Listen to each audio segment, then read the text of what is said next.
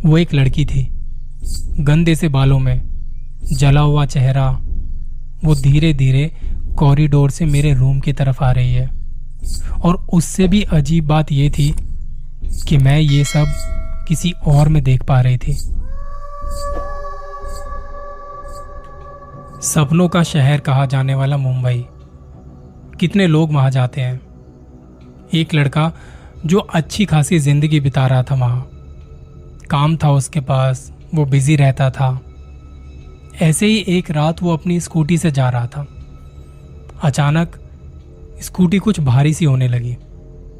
अब होने को कुछ भी हो सकता है, क्या पता स्कूटी में कोई दिक्कत आ गई हो, या क्या पता उस रास्ते पर कोई उसका इंतजार कर रहा हो। अभी पिछले साल नवंबर की बात है।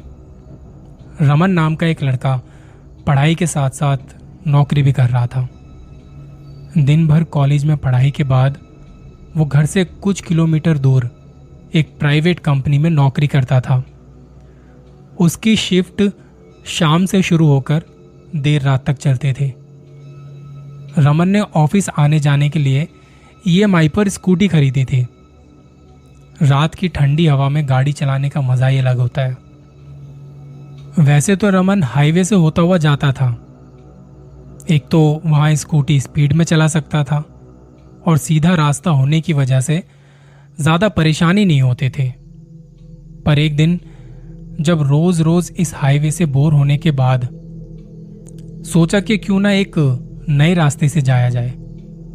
हाईवे से थोड़ा पहले एक रास्ता था जो उसके घर की डायरेक्शन में जाता था, तो वो उस रास्ते से निकल गया। उसे ये वाला रास्ता भी अच्छे से पता था। वैसे कितनी बार देखा है कि ये रास्ता बंद होता था, पर उस दिन मुझे किसी ने भी नहीं रोका। वो अच्छा खासा रास्ता था, स्कूटी बढ़िया चल रही थी। पर इस दौरान उसे वहां की हवा और आसपास का सन्नाटा कुछ ठीक नहीं लगा। जब आप स्कूटी या बाइक पे होते हो तो एक आवाज आपके कानों में जाती है, पर यह कुछ अलग आवाज थी। इससे पहले भी उसने कितनी बार स्कूटी भगाई है, लेकिन इतना भारीपन किसी के होने का एहसास कभी नहीं हुआ था। मेरी बॉडी पर और मेरी स्कूटी पर बहुत भारीपन सा महसूस होने लगा। ना जाने उस वक्त मेरे मन में क्या था। मैं डर के मारे स्कूटी को और तेज चलाने लगा, लेकिन थोड़ा आगे चलाने के बाद ही मुझे कुछ महसूस हुआ। मुझे ऐसा लगा कि मेरी स्कूटी के पीछे वाली सीट थोड़ी भारी हुई है। और तब किसी ने मेरा कंधा थपथपाया और उसके साथ ही लगा कि पीछे की सीट पर कोई भारीपन अचानक से बढ़ गया है। मुझे फील हो रहा था कि कोई बहुत भारी चीज है वहां। मैं काफी स्पीड में चला रहा था और अचानक से ऐसी चलती स्कूटी में किसी का पीछे बैठ जाना मेरी सोच से बाहर था। मेरे दिमाग में बहुत खौफनाक ख्यालात आने लगे थे। मैंने स्कूटी रोकी नहीं, मैं उसे भगाता रहा और इसी बीच किसी ने दोबारा मेरा कंधा थपथपाया और उसके तुरंत बाद एक आवाज आई। उस वक्त मेरी हालत खराब हो चुकी थी। सच कहूं तो मैं इन सब चीजों में विश्वास नहीं करता, पर उस वक्त मैं डिकोड नहीं कर पा रहा था कि वो आवाज क्या थी और स्कूटी पे इतना भारीपन क्या था पिछली सीट पर। मेरे मन में आया कि एक बार पीछे देखा जाए, पर दिमाग कह रहा था तू निकल यहां से। मैंने स्कूटी और तेज भगानी शुरू कर दी और जल्दी से जल्दी घर पहुंचना चाहता था। दिमाग में आया कि स्कूटी को किसी गड्ढे या स्पीड ब्रेकर से होता हुआ तेजी से निकल जाता हूं, पीछे जो भी है वो गिर जाएगा। पर इसमें बैलेंस बिगड़ने का भी खतरा था। लेकिन उस वक्त मुझे ज्यादा खतरा इस बात का था जो अभी मेरे साथ हो रहा था। मैंने बिना किसी परवाह के स्कूटी गड्ढों से निकालनी शुरू की। भगा रहा था उसे। मुझे जल्दी घर पहुंचना था। इस दौरान मेरे कंधे पे वो थपथपाहट और वो आवाज फिर से आई। वो सब मुझे ऐसा लग रहा था जैसे मैं नींद में हूं, और जितना आपको नींद में याद होता है उतना ही मुझे भी याद था। ये इंसिडेंट मैं किसी से शेयर नहीं करता, क्योंकि मुझे पता है लोग इस पे विश्वास नहीं करेंगे, मजाक उड़ाएंगे, पागल समझेंगे। उस दिन ना तो मैंने कोई ड्रिंक की हुई थी ना कुछ, पर उस रास्ते से फिर कभी दोबारा नहीं गया। अगली कहानी पर जाने से पहले कुछ चीजों को समझना बहुत जरूरी है। ये इंसिडेंट 7 साल पहले का है। एक लड़की जो उस वक्त ऋषिकेश में रहती थी। कई सारे त्योहार आते थे और बहुत सारी पूजाएं वहां अक्सर होती रहती थी। उन्होंने अपना एक्सपीरियंस शेयर किया है। वहां का एक फेमस मंदिर है जिसका नाम यहां बता नहीं सकते। जब मेरा यहां आना होता है मुझे लगता है कि एक बार उस मंदिर में जरूर जाऊं। इस मंदिर में हर शनिवार एक अलग पूजा की जाती है। इस दिन यहां अलग अलग जगह से कई लोग आते हैं, जिन पे कोई ऊपरी हवाई होती है या किसी पे कुछ आया होता है। ऐसे लोग बहुत आते हैं। ये पूजा कोई ज्यादा पुराने समय से नहीं हो रही थी। मैं हर बार जब भी वहां जाती थी तो कुछ ना कुछ हो जाता था। शनिवार को कभी भी वहां नहीं जा पाती थी। शायद कभी मौका नहीं मिला कि शनिवार के दिन वो पूजा मैं देख पाऊं। मुझे इन चीजों के बारे में पढ़ना, उन पे रिसर्च करना बहुत पसंद था और बहुत जल्दी मुझे वो मौका भी मिल गया, कुछ ऐसा देखने का जो मैंने अब तक देखा नहीं था। मम्मी के साथ मैं शनिवार को उस मंदिर में गई। मैंने बहुत सारे ऐसे लोग देखे वहां। हम काफी देर तक उस मंदिर में थे, जिसके बाद मम्मी ने कहा कि चलो अब घर चलते हैं। मैंने भी कहा कि ठीक है, और मैं जाने के लिए उठने ही वाली थी, तभी मेरी मम्मी को कोई जान पहचान का वहां पे मिला और वो उनसे बात करने लगी। जब ये दोनों बातें कर रहे थे तो मैं इधर उधर देख रही थी। वहां हजारों की तादाद में लोग थे और उन सब लोगों के बीच मुझे एक लड़की दिखी जो कि मेरे ख्याल से 7 या 8 साल की होगी।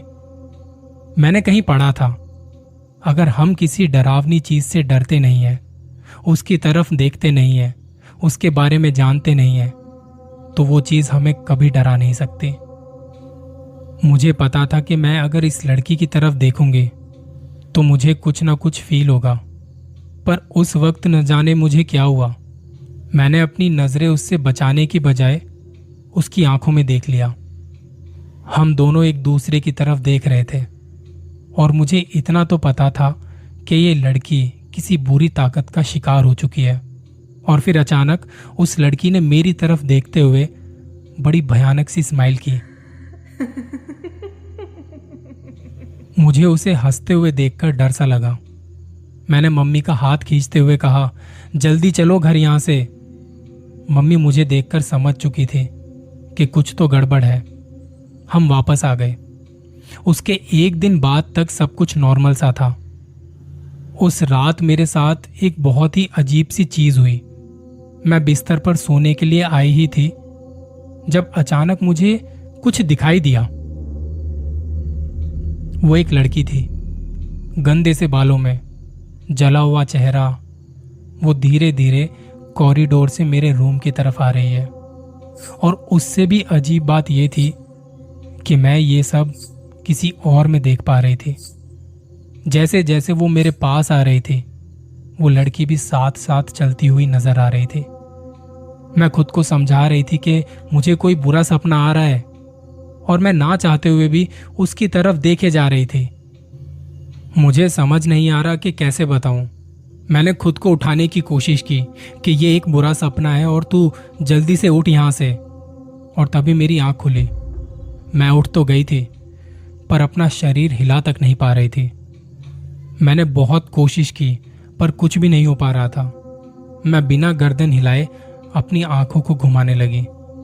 तभी मैंने एकदम से अपनी आंखें बहुत जोर से बंद कर ली, क्योंकि मैं दोबारा से उस लड़की को नहीं देखना चाहती थी।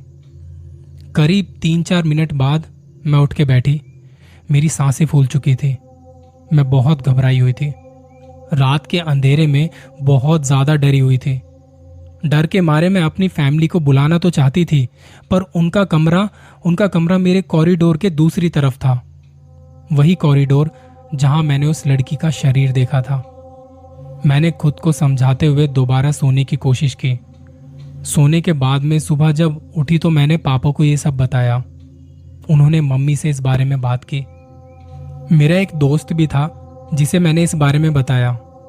उसका घर कब्रिस्तान के पास था और उसने कहा था कि तुम्हें स्लीप पैरालिसिस है। उसने बताया कि उसकी बहन के साथ भी ऐसा कई बार हो चुका है। उसने मुझसे कहा कि तुम जब भी सोने जाओ तो अपने तकिए के नीचे छोटा सा चाकू, माचिस या कोई लोहे का सामान रख के सोना। उसके बाद तुम्हें ऐसे सपने नहीं आएंगे।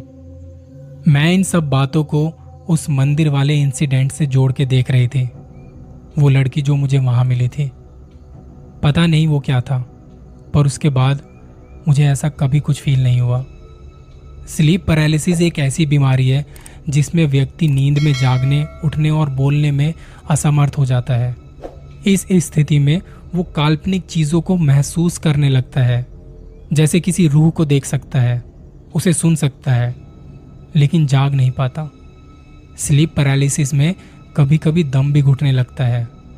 वैसे तो स्लीप पैरालिसिस कुछ मिनटों तक रहता है, लेकिन इसका इलाज ना कराया जाए तो ये व्यक्ति को बीमार, बहुत बीमार कर देता है।